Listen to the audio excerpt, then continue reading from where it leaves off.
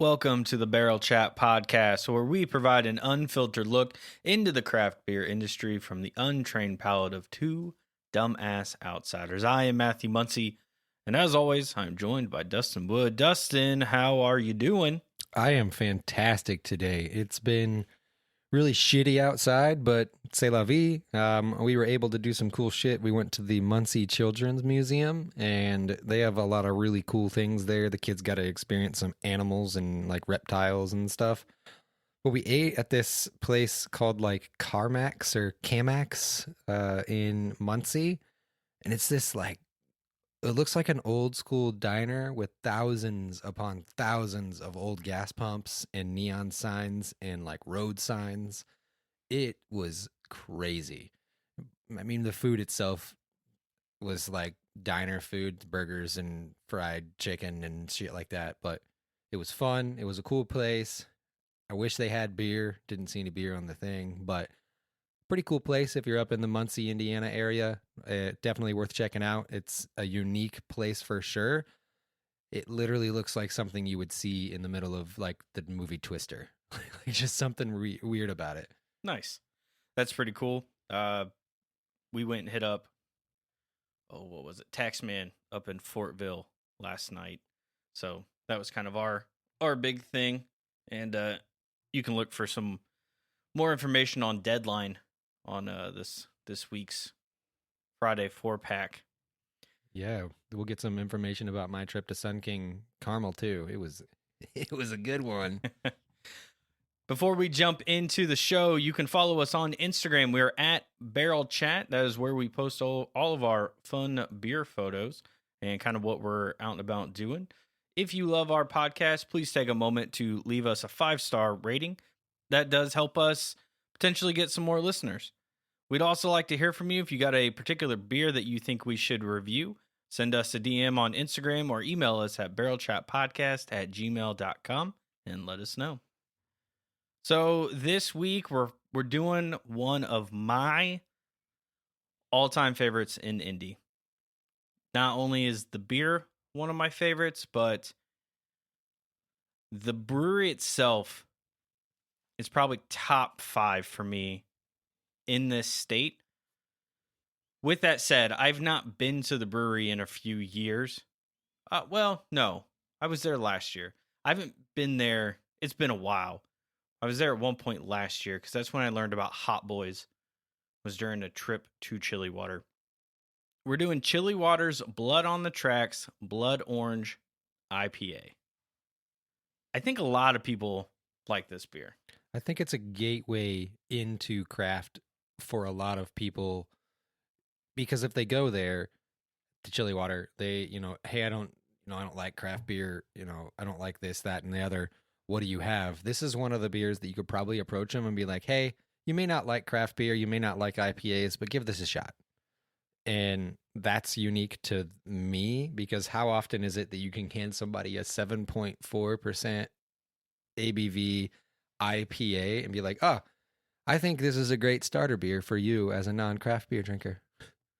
Yeah, you're not wrong. And we'll obviously dig into this a little bit more and try and explain a little bit more reasoning why we feel exactly that way. Because I feel the same way. Like, even my wife sort of likes this beer, and she's not really into IPAs and stuff like that. So it is definitely a gateway down that road.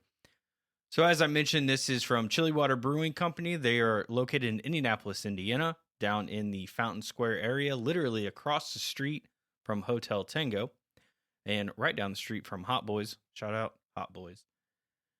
On Untapped, they have an overall brewery rating of 3.67.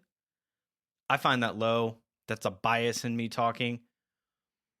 I think they're one of the quality, unless quality has slipped, because obviously they did go through a potential sale. They were up for sale. Yeah, I don't know what happened. And I don't know if they ever did anything with that. They're obviously still there. And it didn't seem like a need to go, like going out of business kind of sale, just an ownership sale. But to me, that feels a bit low. And they say they're an urban brew pub with delicious foods. They do have pretty good food, great music, Don't think I've ever been there when music was going. And located in downtown Indianapolis, They are, give or take downtown. to be fair, if great music, the whole thing's kind of music themed for the most part. Their Yeah. like beer list is printed on what looks like a vinyl record thing. So you flip through. Oh, the CDs. Yeah. Yeah, it's the old school CD holder. And Yeah, Yep, so you flip forgot through about that. them to find like a picture of the CD, which is the beer graphic. That was always kind of unique there. I Yeah. found that kind of interesting. But they do come off as a little bit like music forwards. And I think a lot of their beer names are music Yeah, themed. they like are. Blood on the Tracks, I assume, is tied to some musical or some Yeah, song. because they're the ones who do. Smoke on the Lager. Yeah, that's it. I was gonna say Smoke on the Water, but it's like I know that's not it. That's what the the hell song. Is it? Yeah. So that's they do have a lot of beer themed type names. So this one, as Dustin mentioned, is called Blood on the Tracks. It is a Blood Orange IPA, 7.4% ABV. Doesn't list the IBUs. There's clearly IBUs in this because it's an IPA. Has a 3.82 on Untapped. I think that's pretty close to where it belongs. This is probably, aside from any rare beers that they do, this is probably their highest rated on Untapped, I'd guess. Other than like whatever their stout is that they release that's stupid good. We've had it once. Sticky Fingers. Oh, yeah. Yeah. So before we jump into the review of the beer itself, we start with the can design. So now this beer I picked up at Total Wine up in Carmel. They had another one that we will talk about here probably in the next month or so. And it was their Munich Dunkel. But they had them, you could buy just one can at a time, which I really appreciate when places do that. And so we'll let Dustin, since he's holding the can, tell us what he thinks about this. Well, first I'm going to start with the can date is on it twice, which I like to see. I think it just printed strangely. So as it was printing, it printed on the outside of the can and the bottom of the can. But this was 2/27 of 23. So relatively fresh as far as like sitting on the shelves there at Total Wine. 2 months. I don't feel like that's too bad for an IPA. No, I mean, as far as Total Wine is concerned, that's probably fresh. True. For hops, at least. So looking at the can, it is a peel and stick label, full size, almost full wrap on a 16-ounce bright can. It's got chili water kind of in the middle of the front here.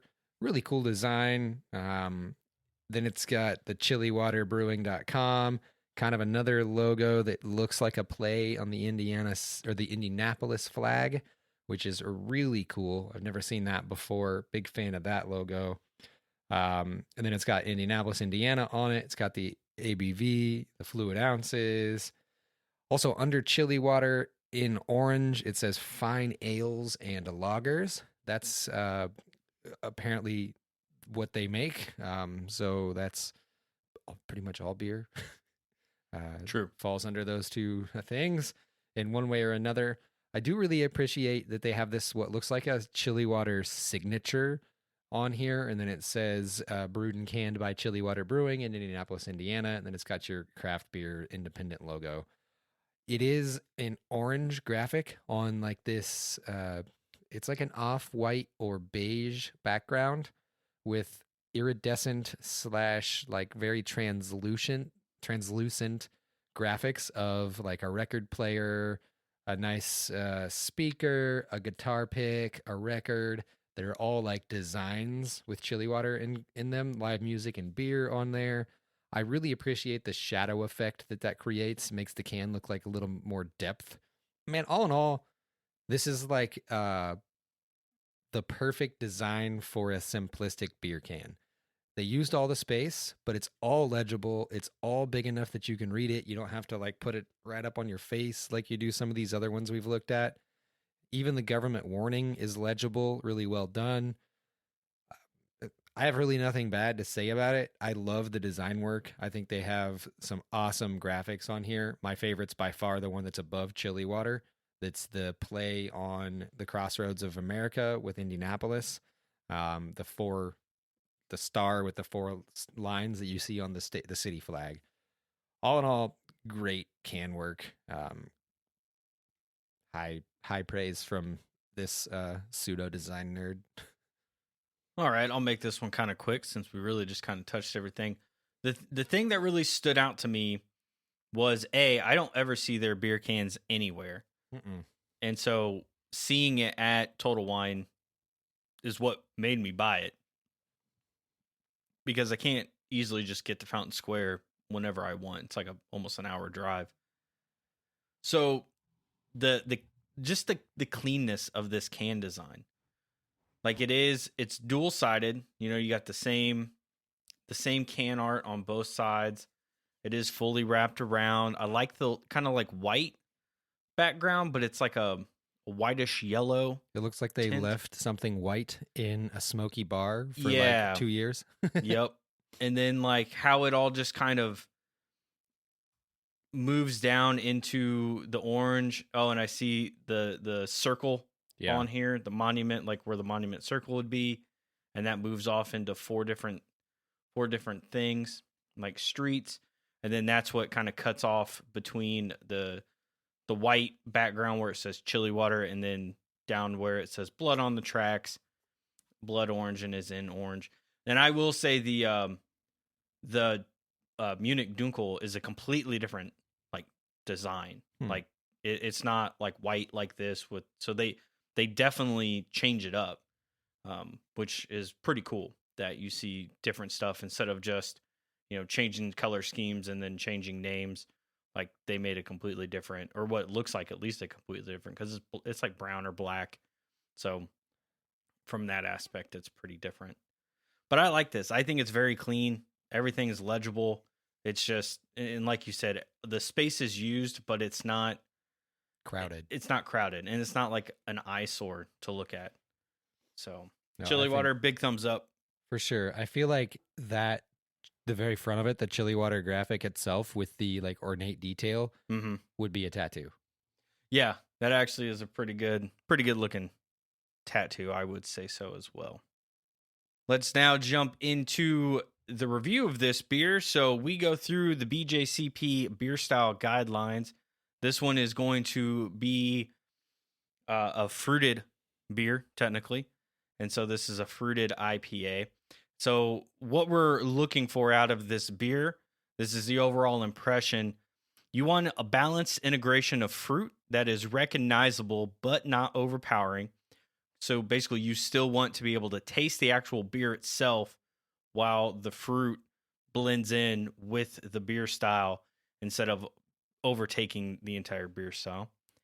It is a hop-forward, moderately strong American pale ale with a clean fermentation profile, dryish finish, allowing the range of hop character to shine.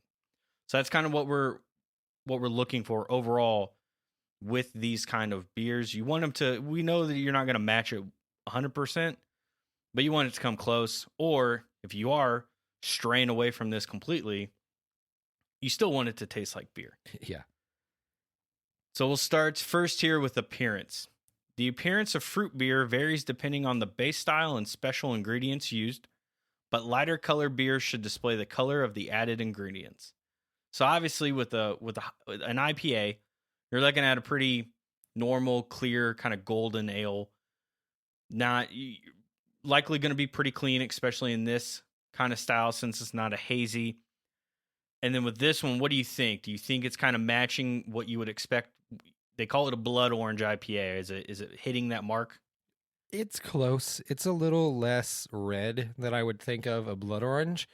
But there is more orange tint to it than a traditional like IPA or pale ale. As far as clarity goes, it's a little hazy. There's a little bit of like floaties and sediment going on. But it was poured with a little bit of head. It came out really nicely, and now it's sitting at like maybe a 1/16 of an inch, just kind of around the head. We are both drinking out of shaker pints, but they do have the etching on the bottom of each glass that's designed to like agitate the beer and keep the CO2 moving. Can't remember what that's called. Like it's like an aeration point or something like that. But overall, it's a pretty beer. It matches what I would expect. It's a little less red, I think. Other than that, I think it's really cool. I don't think I knew that Blood Orange was It's like red. a reddish orange.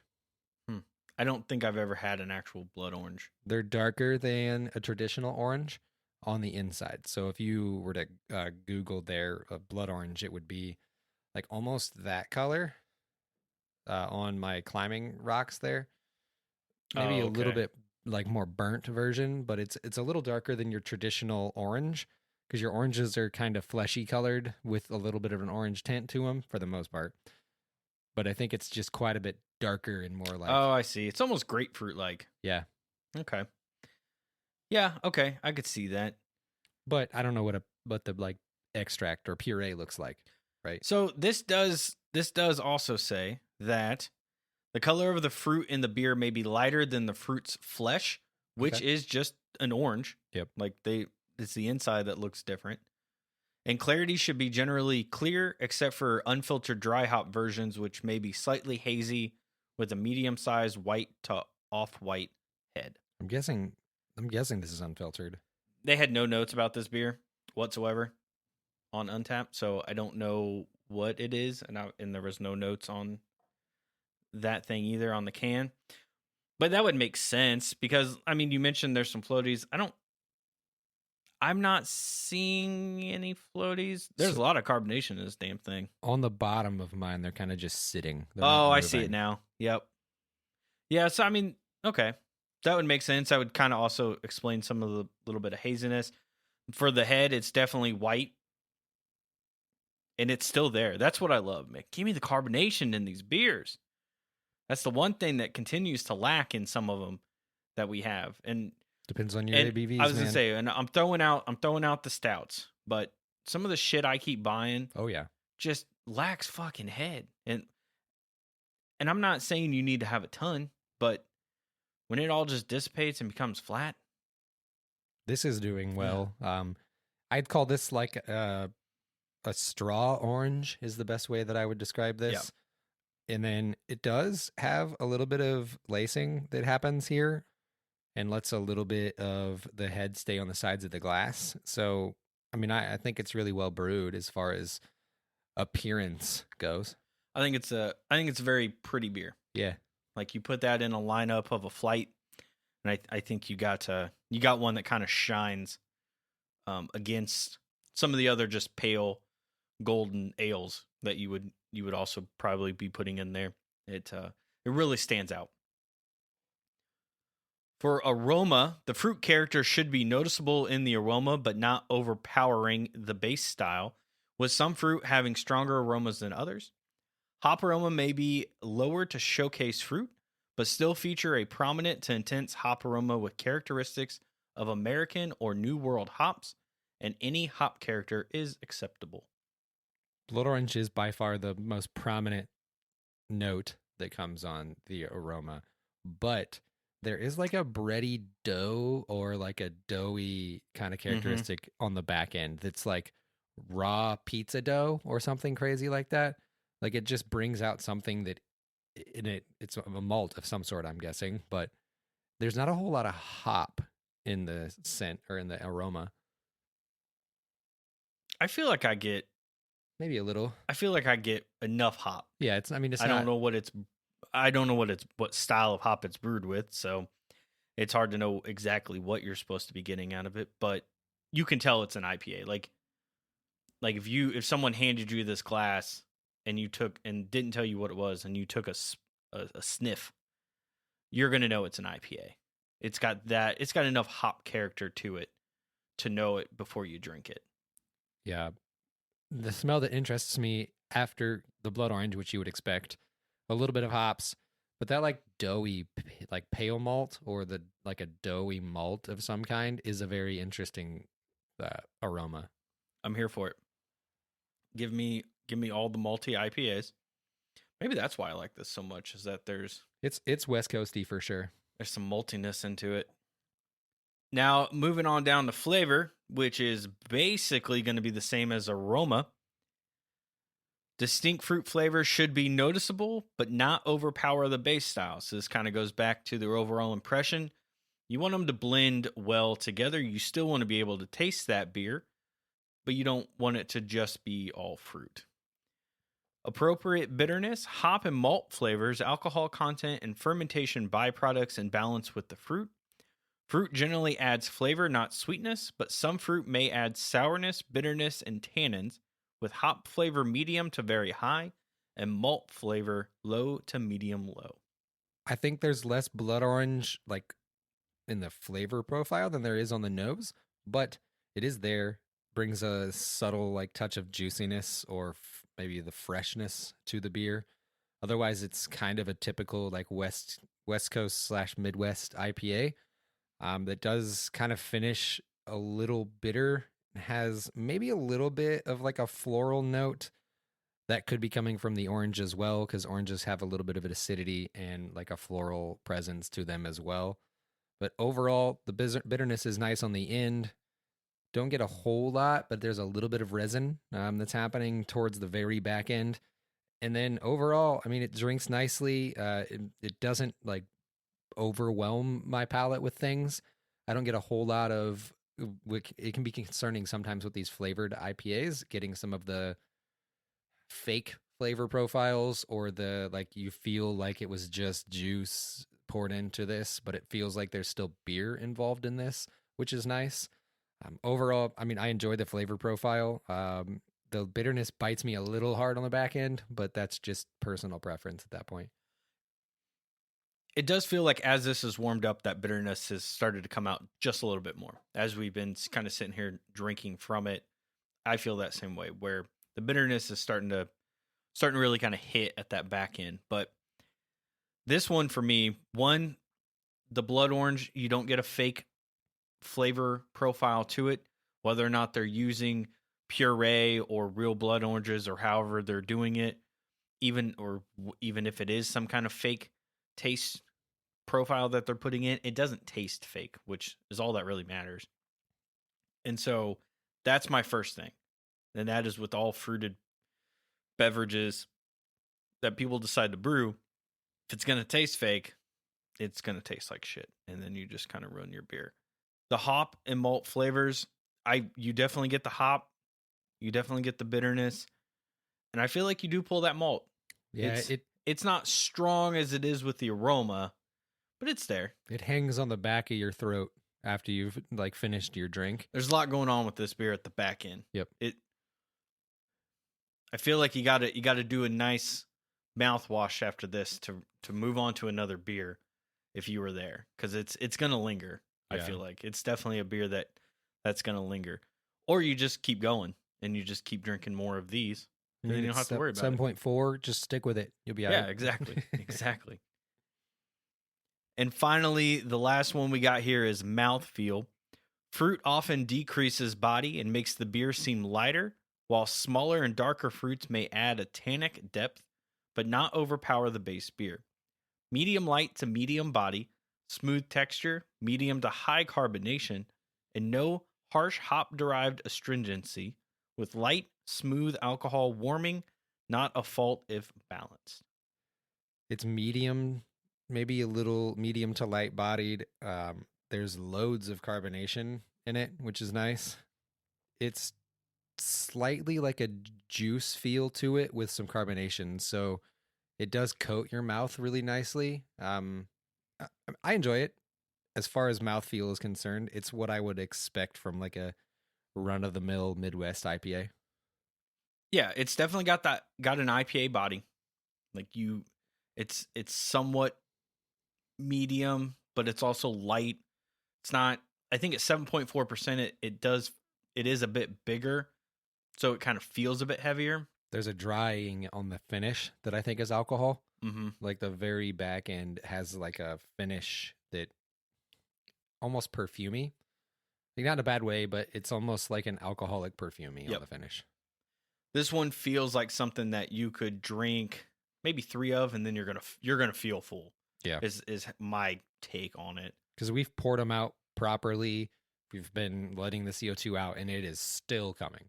Yeah, there is a ton of carbonation in this, and it's less in the body of the beer. Like earlier, I was able to just see the CO2 bubbles on and popping, and mine doesn't have that anymore. But there's still head. It's still going. I've swirled it a few times, and there's still legs. So it's going pretty well. And again, just a beautiful mouthfeel on this one. Yeah, I mean, I don't have anything honestly bad to say about the beer. The bitterness gets to me a little bit, and that might just be because it's getting warm. But I'm not a huge West Coast Midwest IPA fan. I do enjoy some of them, but I like the I don't want to say hazies, but like that East Coast style before that hazy was the word to use. Yeah. Like think Heady Topper and those types of, and I mean, Zombie Dust is a great example of what I would consider an East Coast pale ale. That type, I like that flavor profile a little bit more, but the Blood Orange brings some of that to this like West Coast / Midwest style. I would have to say overall, I think this beer just kind of hits what it's going for. It definitely lines up seemingly pretty well with the BJCP and what you're expecting out of that. And obviously those BJCP notes are trimmed down. Otherwise, we'd be here all day just reading them. Man, there's so much carbonation in this beer. I'm just like, that we're burping over here. Yeah, just so much. That I don't like, but rather have too much maybe than not any at all. So, with all of that said, where are we going to place it on our top 50 house beers list? So, a quick recap. Currently sitting at number 2 is Three Floyd's Zombie Dust. Sitting at number 3 is New Glarus Brewing's Spotted Cow Farmhouse Ale. Number 8 is Kismetic Beer Company's Italian Pilsner. Number 9 is Moontown Brewing Company's Cecil New England IPA. Then we jump down to 15, Taxman Brewing's Gold Standard Belgian Blonde Ale. And number 17 is Raised Grain Brewing Company's Pivo Boho Czech Style Pilsner. As far as ratings here, this one's an interesting one to me because I think it's really well brewed. I think it's brewed to style. The flavor's not off-putting like it could be. It's all there. It's really pretty to look at. I would drink it if I'm there. I don't know that I would buy cans of it consistently, not because I don't want to, but I just don't, it's not my style, so to say. But being fair in what I think would be a fair location, between somewhere like 11 and 14 would be where I would think is like a fair assessment of this beer. Interesting. So here's where these get fun. I think I like this more than Moontown's New England IPA, but I think I would take Kismetic's Italian Pilsner over it. I would. With Cecil, I have literally had Cecil as like my house beer. Yeah. In my house for a long time. Yeah, and I think this is kind of where we split a little bit of a difference. And this is where a little bit of bias comes into play that I think is really hard to remove because Chilly Water was my, that was the brewery I've loved for years and still do. And it was just easier to get to when I lived closer. And now I don't live as close, so I don't go as much. But this one is just the one that I get. Like, you go there, you get this, That's just how I've always been. And in Moontown, I do like Cecil. If you put him in front of me, I'm taking blood tracks or blood on the tracks every time for me. This is like a 9A, 9B situation for me because neither one of us are going to relent on the Moontown. I feel like moving. I could see it being the thing is I think Cecil's won some like hardware. I don't know if this has or not. Yeah, I don't know. They don't have notes for anything. So outside of our opinions, that may weigh a little bit as well. But it feels like somewhere between a 9 and a 14. Because I would definitely would not take it over Kismetics. I mean, I would even happily move Kismetic up one to make them a 7. But then I don't know. Yeah, it's like moving Moontown up to an 8 doesn't seem as right when you could just, in that case, put this at 10 and call it a day. I think I'd be all right at 10. I just don't know if you were to put this and Cecil in front of a ton of different people. Sadly, with the hype right now, most of them would gravitate towards the bright yellow beer. The like hazy. I think it just depends on who, though. Yeah, that's because true. like if you put these in front of my wife, she's not going to drink that hazy IPA at all. She's going to go for that one because she just knows immediately like, oh, I know the other one's an IPA. Yeah, and I'm not going to like that. So as much as I don't want to admit it, you are probably right though. I think if you did this at like a beer festival, I do think probably the majority of people would probably like Cecil, and I think a large part of that is the New England IPA craze. It's still pretty popular, and that's not to say that they don't deserve it because it is a good beer. I'd be okay at 10. Yeah, I think it's a top 10 beer as of where we sit right now. For sure. I mean, I think it's top 10. Like I said, there's nothing wrong with it. Starting to think that Italian Pilsner is too low. It needs to be moved up to like 5. Probably. I mean, because we keep that was number 1, and I just feel like we just talk so much hype about it that it's like, how can you have that much hype and have it at 8? I'm cool with moving it to like 5 because like we just did it here of like, should we move it up? And it's like, it probably. So let's go 5, 7, 8. Oh, you want to move Moontown to 7 or 8, 9? So move that to 5, move Moontown to 8. Yeah, 5, 8, 9. All right, that puts you at 9. Kismetic, I think, could be moved up again. We'll find out. I will say I gravitate to that beer. I drink it every time I'm there if I can. So that's a different situation. But I also drink this every time I'm at Chilly Water. If it's on tap or available, I will drink it. But my go-to during the ungodly lockdowns, I would drive up to Moontown and get like 3 4-packs of Cecil and just have them to drink because they're super palatable and they're just greatly brewed beers. And it was close-ish to me on that east side of town, or west side of town. But they're both good, so check them both out. That's going to do it for today's show. So make sure you check us out on, like we mentioned earlier, Instagram. That's where we post everything. So all the show notes, all the information on when it gets posted, which will be this coming up Wednesday. You'll see that on Instagram along with recaps of our top 50 beer list for each of our styles. And then anytime we go out to drink, I also just learned that you can put photos on top of photos. Yep. And I actually find that very cool. I'm sure nobody else does, but there's something about being able to put the Untapped label on top of it to make it easier for people to know what beer you're drinking.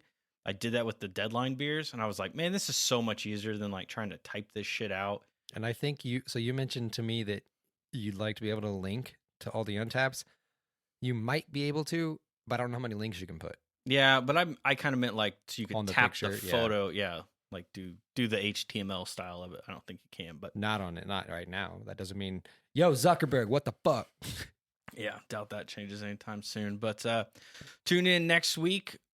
It's either going to be a smoothie sour or a pastry stout, Imperial pastry stout.